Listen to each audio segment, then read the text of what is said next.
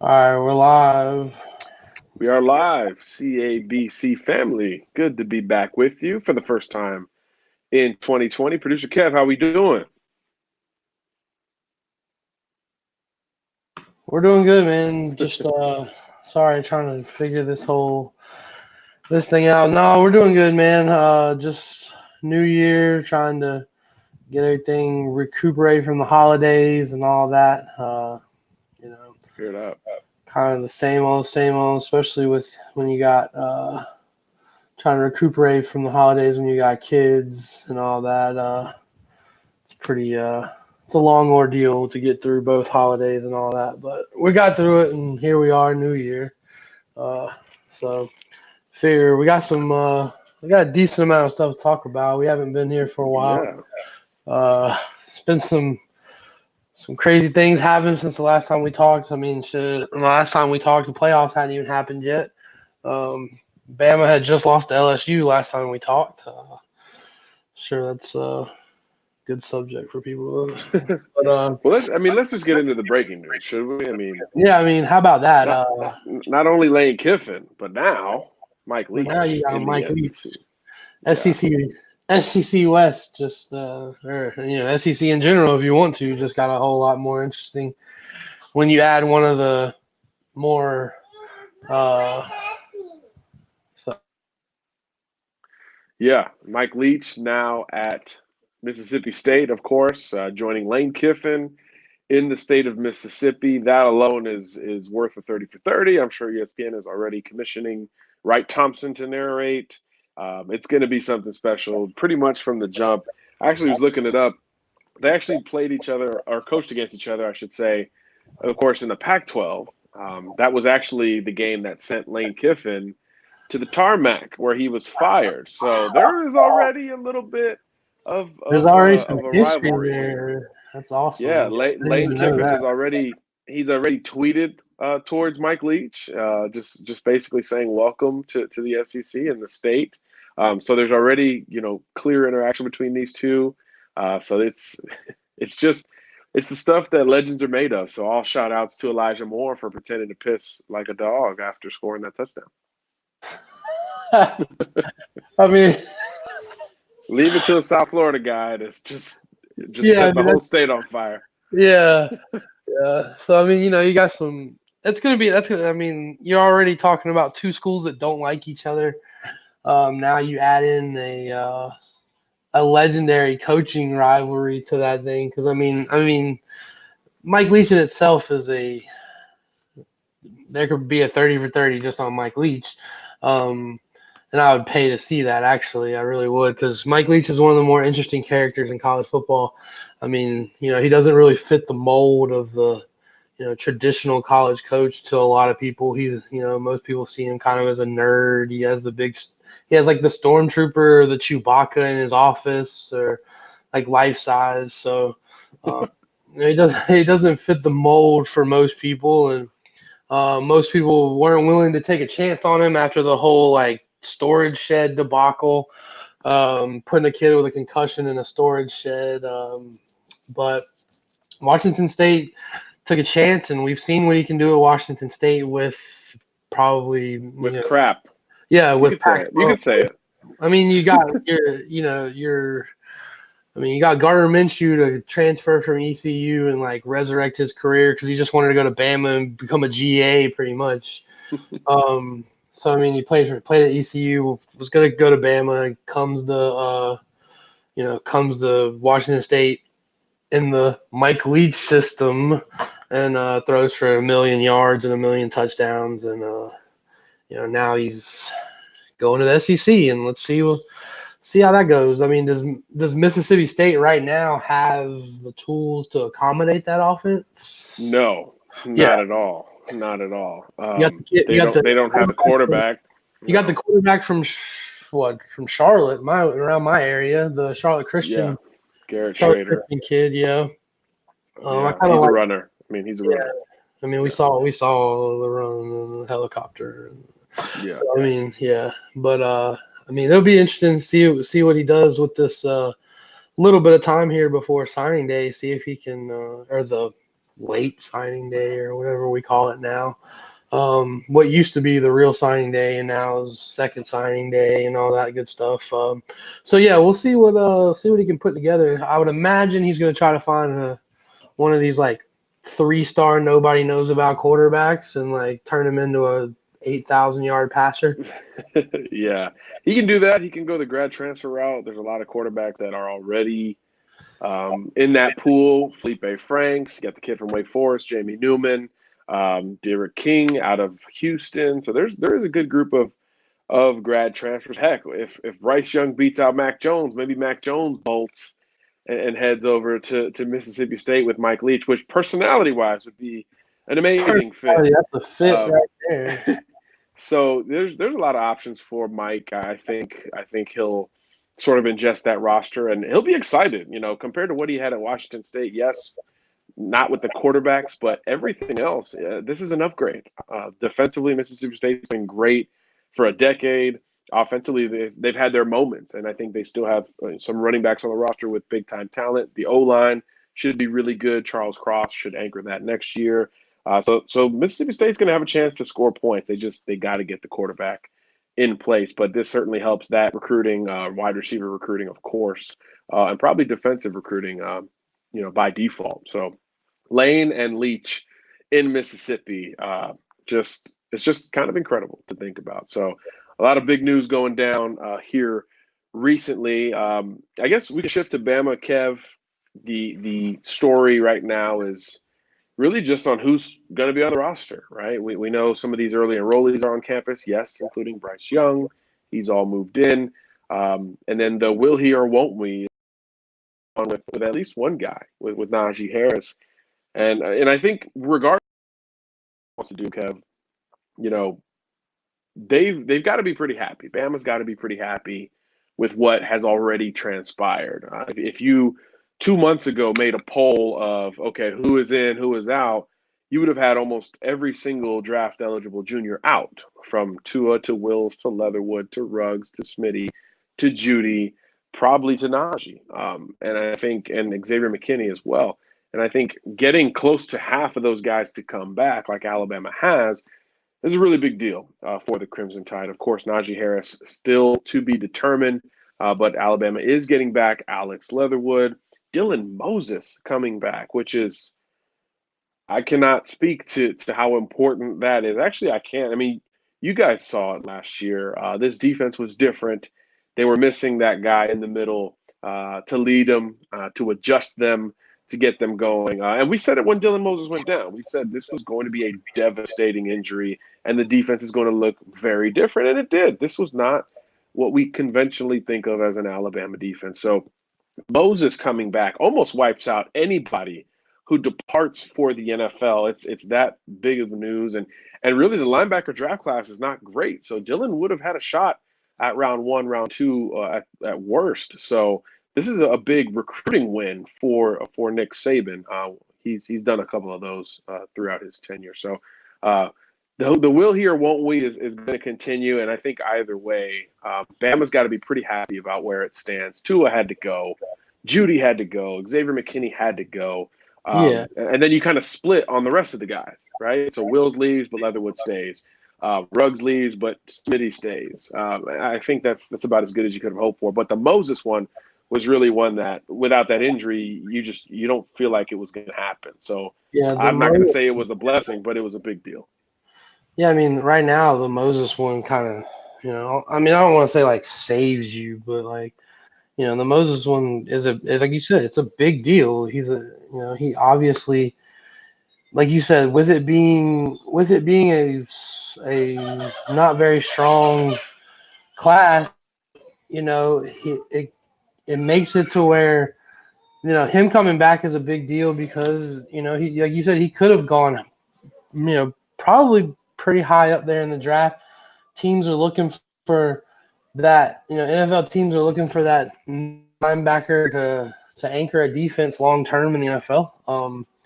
So, and he obviously has shown through his time at Bama what he can do, and this is the kid that was a huge win over LSU when he signs with Bama. So I mean, props to him for taking the risk. I mean, because it is a risk. Let's be real. I mean, it is a risk coming back. But I think this risk also, there's high reward on both sides. There's high reward for him. He gets another year of tape. He gets to look even more monstrous. And then, also Bama gets their signal caller back on defense. You don't have to worry about one of these, even though these young guys stepped up, the Shane Lees and the Harrises, and they stepped up and played well. But, now you get Dylan Moses back in the middle calling the defense.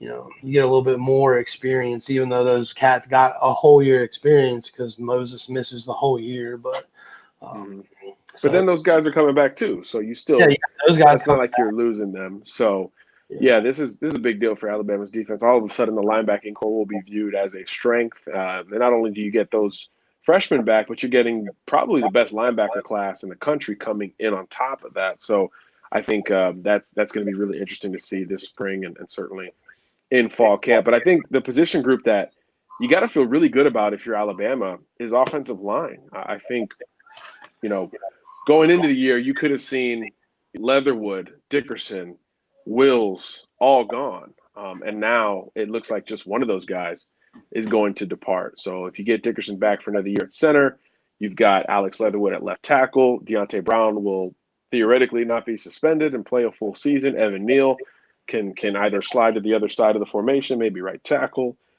This is a group. This is a group that should be viewed as maybe the best in the SEC. Returning LSU is a veteran group. Auburn had a pretty good group. They're gone mostly. So this is big news for Alabama to keep Alex Leatherwood and that Dickerson extra year really kind of pays off. So the injuries to Dickerson and Moses over the last couple of years suck at the time, but obviously moving into 2020, it kind of worked out in Alabama's favor at a minimum. So the O-line should be a strength, which again, it minimizes a little bit of the Najee decision to me. I think you're going to get good running backs. Trey Sanders is going to come back. Brian Robinson will have another year. I think there's a couple of young guys who looked really good. Keelan Robinson, when he played, looked really good. And then you already signed 3 backs. I think the Jace McClellan kid out of Texas is special. So I think Bama's okay at the running back position, although none of those guys is number 22.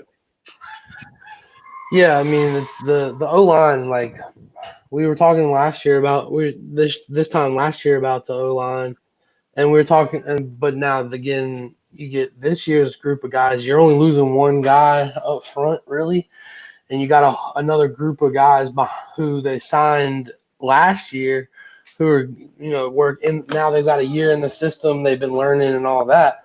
So, you got guys like one of my guys that I really enjoyed, and I figured, excuse the giggling in the background, as my daughter's asking me to open some mini muffins. Multitasking production. So my guy that I really said everybody was sleeping on was Amari Kite, Talia's left tackle or Talia's right tackle and left tackle in high school. Who's left? Yeah. Talia's a righty. Galu didn't change that hand. So. Talia's left tackle in high school, Amari Kite. I said he was one of my big sleepers coming into that class because he didn't really have the intensity and all of that. He was kind of laid back but you can't teach the intangibles that he has. I mean, he's long, he's athletic, he's light on his feet. It's a prototype left tackle, and everybody was like, "Well, Evan Neal's going to play left tackle." I mean, Evan Neal's not a left tackle. Evan Neal's a right tackle. He's built to play right tackle. When you get the length and everything like that Amari Kite has, that's what you look for in that prototype left tackle. Then you got my man center Darian Dalcourt. I mean, I said he had a good chance to play year. I thought he had a good chance to play year one. I said he was a sleeper. I really liked the kid. He works hard. He's a little undersized, but what he makes up for in his undersizedness, he makes up for in the way he plays. So he played great competition in high schools. He played at St. Francis, one of the premier programs in the country. So, I mean, you add those two guys into the mix, you could be looking at a pretty good offensive line. Like you said, best in the SEC probably, and, maybe top 2 or 3 in the country with those guys getting a year in the system and to develop. DJ said Dickerson's overrated and is a dirty player. I could have told you that 3 years ago from his time at State, but that's not me. And I actually, overrated and serviceable can go hand in hand. You just I mean, Alabama needed a center who could hold the fort down. You didn't have to be a Remington finalist. You didn't have to be a potential first round pick. You didn't have to be Ryan Kelly. You just had to be serviceable with the 4 guys on the outside. And I think that was enough. He never played center. That too. State, he was a tackle, and he was not a very good one. Well, I mean, he was. He was decent, but he's a mauler, man. He wants to get in the street fight. He was more built for the SEC than he was built for the ACC. I will say that he was not. Florida State probably was not a good fit for him when he came out of high school. Obviously, especially a Willie Taggart-led Florida State. Yeah, I mean, not a great look. Not a great look. Maybe a Jimbo Fisher, but not a Willie Taggart. But and as I've said before, I have personal experience coaching against him and wasn't really impressed. You were there that night, but wasn't really impressed with what I saw personally. But now that he's gotten into college, he's kind of found his niche in the SEC a little bit. I do think. But in that game, when did he dominate? It's when he got pissed off. He thought somebody tried to break his foot, and he flipped a switch, and then he started moving people. I mean, that's what it has to be. And he noticed that now Alabama wide receivers coach, previously Virginia Tech, he was there. So, I mean, once he realized, coach is here and somebody tries to break my foot, let me turn the switch on.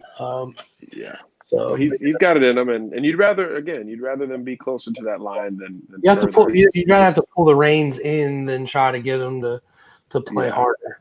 Yeah, for sure. And then maybe another sort of underrated part of this news is Steve Sarkisian. I mean, all the fun of talking about Mike Leach at Mississippi State means that Steve Sarkisian's not at Mississippi State, which is obviously great for Alabama. It was going to be the millionth Saban assistant to coach elsewhere, and heck, most of them are in the SEC right now. So that was going to be a big deal. I think not in terms of recruiting right now or Bryce Young or any of that, but I just think Alabama hasn't had that. They haven't had that continuity with the offensive coordinator. Lane Kiffin's leash was very short, as we saw under Saban, and understandably so.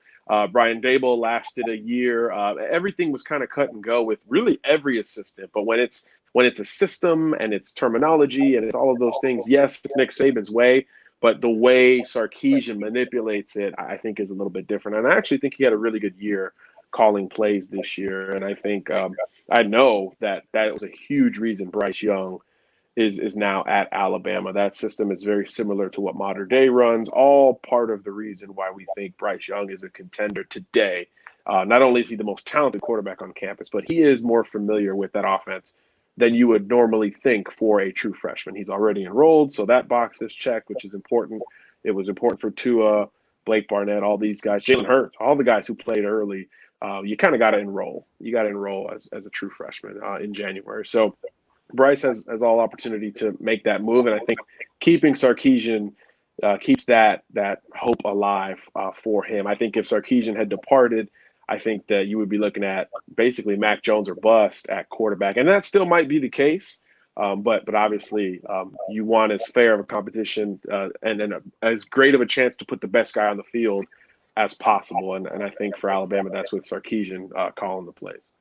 Yeah, I definitely agree there. I mean, when we talk, and I think we kind of answered. DJ kind of asked, who starts at quarterback. You got a good quarterback room. Bryce Young makes it even better. Obviously, you feel like going into the spring that obviously Mac Jones is the it's Mac Jones' job to lose right Sure. now. You give the veteran the chance, and then if he gets outperformed in spring and in camp, then obviously they'll go a different route. But I mean, right now it's his job to lose at the moment, because he was the clear backup this year. No, he had a good year. He played well. He played well once Tua goes down. He played good for me. So Pulling up the numbers right now. Against Western Carolina, 10 of 12 for 275, 3 touchdowns, no picks. We all remember the Auburn game, 26 of 39, 335, 4 touchdowns, 2 picks. And then in the bowl game over mighty Michigan, 16 of 25, 327, 3 TDs, no picks. So in his last 3 games, really the only 3 as the starter, you're talking about 10 touchdowns and 2 picks, and only been sacked once, which I think is an underrated part of Mac's game. I think in that bowl game, really impressed with his pocket presence. The sort of young cockiness of Mac Jones is starting to mature into a guy who is going to make the right decision. And does that make him a game manager? Maybe, but that's okay. I mean, look at Jake Fromm. Look at a lot of guys who have succeeded, and look at Justin Herbert. Right? I mean, these guys are all going to go very early in the NFL draft. They're game managers. Oregon was an SEC style team this year, and the quarterback's not going to be hurt by that when it comes to the NFL draft. So if he's a game manager, sure, but we know Mac is confident, and he's going to push the ball down the field when he gets a chance. So the first play of the game, right, against Michigan, Jerry Jeudy, house call. So 10 touchdowns, 2 picks, that'll work. Averaging over 300 yards a game in 3 starts, that'll work as well.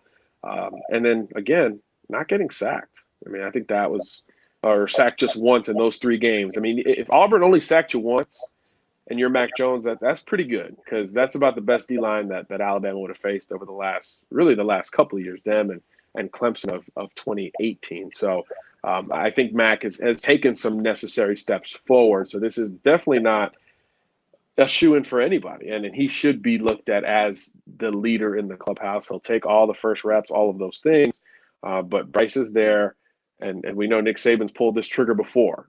So getting the best player on the field, which is Bryce Young, will come up at some point internally, and obviously into the season. We'll wait and find out. Kev, real quick, do you think this battle is determined spring, preseason, or we were talking like game 2 or 3, like we've seen a couple of times in the past, particularly with Jalen Hurts and Blake Barnett a couple of years back?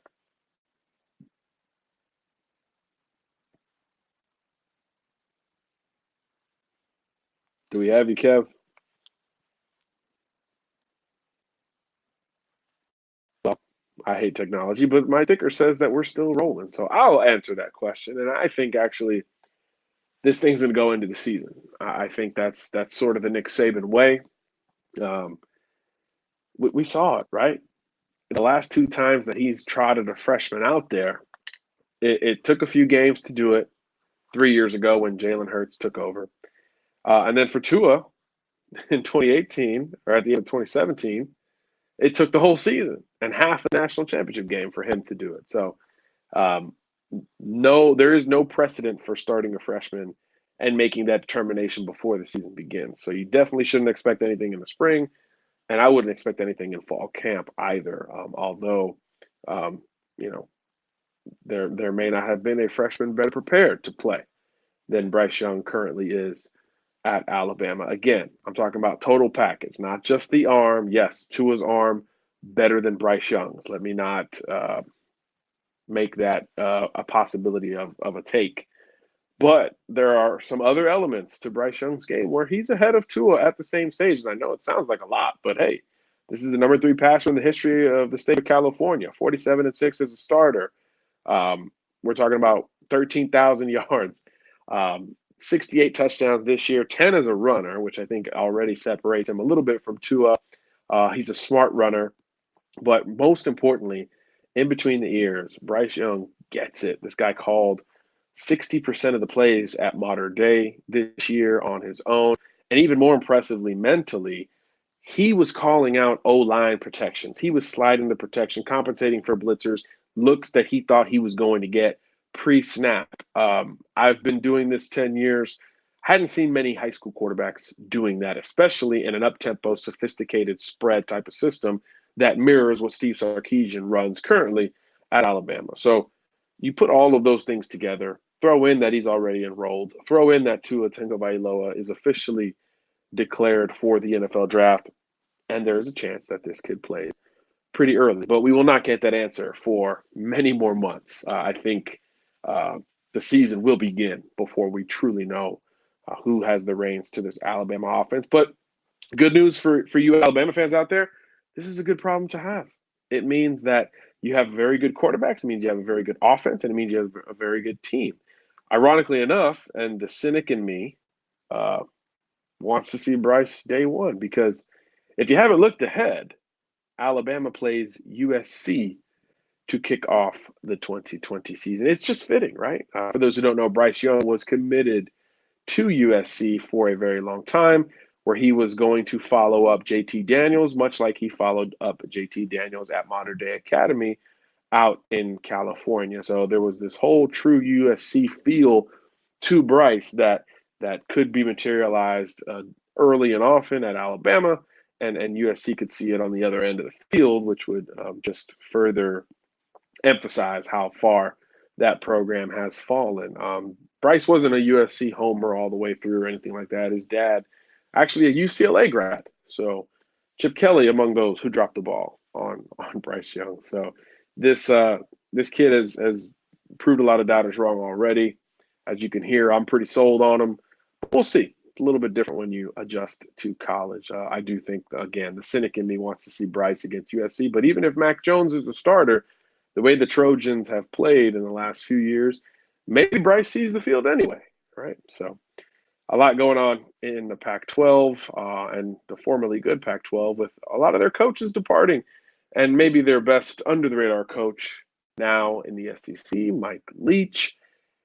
It's going to be something special. I think the SEC West, when you talk about Leach, Kiffin, Saban, Orgeron, don't forget about Sam Pittman at Arkansas. For those of you who don't know him, came over from Georgia, the O-line coach.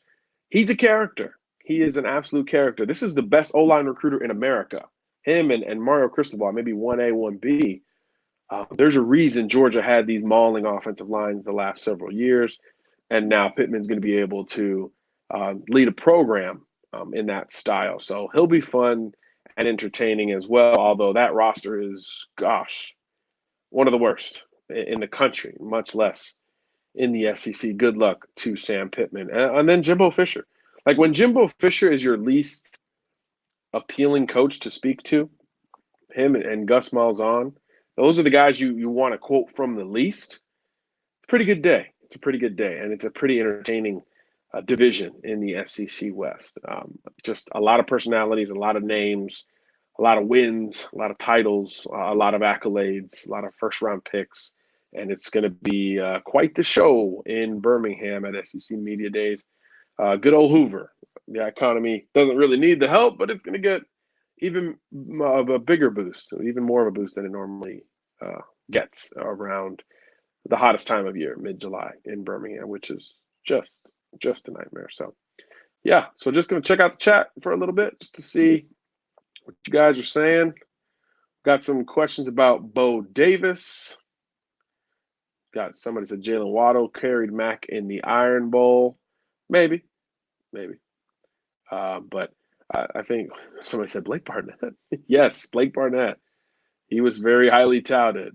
For those who don't know, 3 of the last 4 big Alabama signees from the West Coast, including 2 of 3 from California. Blake Barnett was, before Bryce Young, the highest rated quarterback to ever sign with Alabama. So, yeah. Depends where you look. Tua was ranked pretty high as well, but I think at the Scout 24/7 combination, Blake Barnett actually finished a little bit higher. So that is that. Ennis Rakestraw question coming in from DJ. Good to see you, DJ. Don't know. He's certainly the hottest kid in 2020 in terms of kids who didn't sign. I don't know a ton about the kids recruitment, to be honest with you. I hadn't tracked that part of the country just yet. Definitely part of my new job at Sports Illustrated, but hadn't jumped over there just yet. But I have seen that he is red hot on the recruiting trail. And we know Alabama wants to add one more defensive back to this class of 2020, so that could be something to keep an eye on going forward. I think O-line is a position Alabama wants to add to during the traditional signing day. And if I'm Alabama, I'd want to add another receiver. I thought they had an opportunity to expand that room with guys like Arian Smith, Xavier Henderson, Brian Robinson, maybe, but they ended up elsewhere. Robinson at FSU, Henderson at Florida, Arian Smith at Georgia. So I do think there's an opportunity to add to the pass catching room. 3 commitments, 2 of them signed. The one who didn't, Javon Baker, got some academic questions. So we'll be interested to see if he works through those. But I think even if you do sign Baker, you could use another wide receiver. I think a dynamic downfield type of threat, a true speed guy, would be what you need. I think you got a little bit of everything else in this receiver core. Trayshawn Holden, the big California receiver, 6'3", 200 pounds or so. He's actually from Orlando, Florida, but he played his last year of ball in Cali. And we robots in the recruiting industry just can't get that out of our minds. Just like why we call Dylan Moses an IMG kid. Now he's a Baton Rouge kid, but he played there as a senior. Either way, he's the big, strong receiver. Trayshawn Holden. I think Tyu Jones-Bell, more of your slot, great route runner, power route runner, good after the catch, can put pressure on the defense vertically, but I just don't know if he's a true speed demon in the SEC. It's a different ball game there. And then with Baker, I think he's more of a technician, definitely a slot type, physical, a muck through the traffic kind of guy, 3rd and 6 kind of guy, which you do need. You do need that in this day and age. So I think Baker's a good player, but I think Bama needs some true vertical speed if it's going to add to the wide receiver room. But we just wanted to jump on here and kind of react to the breaking news. Mike Leach, Mississippi State, Alabama getting good news there, retaining Steve Sarkisian, but also getting good news with who's staying and who's going. I think Najee Harris is the only one remaining.